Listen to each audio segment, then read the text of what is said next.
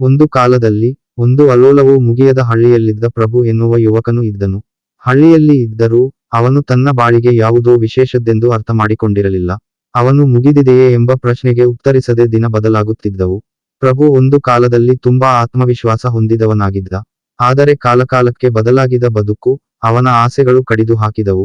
ಹಳ್ಳಿಯ ದಾರಿ, ಹಳ್ಳಿ ಕುಟುಂಬದ ನಿರ್ಬಂಧಗಳು ಅವನನ್ನು ಸೀಮಿತವಾಗಿ ಕೊಂದು ಹಾಕುತ್ತಿದ್ದು, ಅವನು ಜೀವನದಲ್ಲಿ ಏನೂ ಸಾಧಿಸಬೇಕೆಂದು ಬಯಸಿದರೂ ಅವನು ಕೇಳದಿದ್ದ.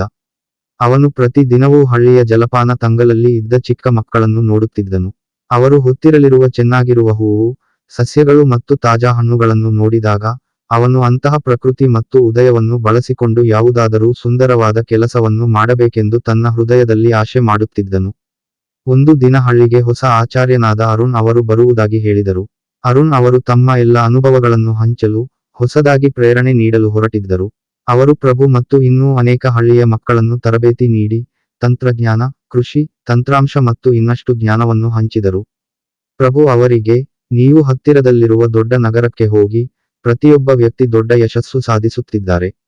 ನಾನು ನನ್ನ ಹಳ್ಳಿಯಲ್ಲಿ ಏನೂ ಬದಲಾಯಿಸಲು ಸಾಧ್ಯವಿದೆಯೇ ಎಂದು ಕೇಳಿದನು. ಅನುಭವದಿಂದ ಅರುಣ್ ನಗುತ್ತಾ ಉತ್ತರಿಸಿದನು, ನೋಡು ಪ್ರಭು, ನಾವು ಯಾವ ಸಹಾಯವನ್ನು ಕೇಳಿದರೂ ಪ್ರೇರಣೆ ನಮ್ಮೊಳಗಿನ ಶಕ್ತಿ. ಪ್ರೇರಣೆ ನಮ್ಮನ್ನು ಪ್ರಗತಿ ಹಾದಿಯಲ್ಲಿ ಕರೆದೊಯ್ಯುತ್ತದೆ. ನಿಮ್ಮ ಹೃದಯದಲ್ಲಿ, ನಿಮ್ಮೊಳಗಿನ ಶಕ್ತಿಯನ್ನೇ ನೋಡಿ. ಪ್ರೇರಣೆ ಸಾಧಿಸಲು ಯಾವಾಗಲೂ ಬೇಕಾದುದು ಎಂದರೆ ನಂಬಿಕೆ, ಶ್ರಮ ಮತ್ತು ಆತ್ಮವಿಶ್ವಾಸ. ಅಂದು ಪ್ರಭು ತನ್ನ ಬದುಕನ್ನು ಮತ್ತೊಂದು ದೃಷ್ಟಿಕೋನದಿಂದ ನೋಡಲು ಪ್ರಾರಂಭಿಸಿದನು. ಅವನು ತಾನೇ ಹೊರಗಿನ ಪರಿಸ್ಥಿತಿಗಳು, ಇತರರು ಏನು ಎನ್ನುತ್ತಾರೆ ಎಂಬುದನ್ನು ಬಿಟ್ಟುಕೊಟ್ಟು ತನ್ನ ಜೀವನವನ್ನು ಪ್ರೇರಣೆಯ ಜೊತೆಗೆ ನೆನೆಸಿಕೊಂಡನು. ಪ್ರಭು ಅನೇಕ ಎಡವಟ್ಟುಗಳನ್ನು ಅನುಭವಿಸಿದರೂ ಅವನು ಸೋಲಿದಾಗಲೂ ಮತ್ತೆ ಪ್ರಯತ್ನಿಸಲು ನಿರ್ಧರಿಸಿದನು.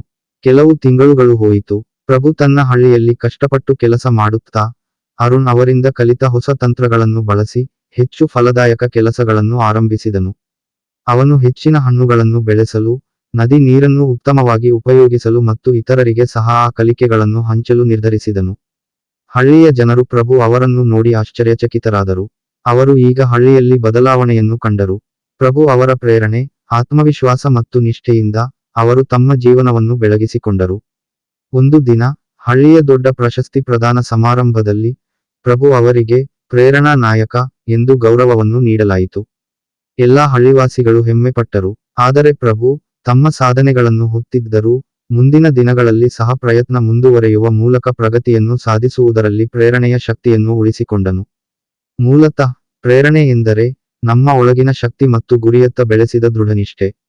ಪ್ರತಿಯೊಬ್ಬರಲ್ಲಿಯೂ ಅದು ಇದ್ದೇ ಇರುತ್ತದೆ, ಆದರೆ ಅದನ್ನು ಹೊತ್ತಿಯೂ ಆಕೆ ಮುನ್ನುಗ್ಗುವ ದಾರಿಯತ್ತ ನಂಬಿಕೆ ಮತ್ತು ಪರಿಶ್ರಮದಿಂದ ಸಾಗಿದರೆ, ಆತ್ಮವಿಶ್ವಾಸದಿಂದ ಎಲ್ಲವೂ ಸಾಧಿಸಲು ಸಾಧ್ಯವೇನೆಂಬುದನ್ನು ಮನಸ್ಸಿನಲ್ಲಿ ಅಳವಡಿಸಬಹುದು.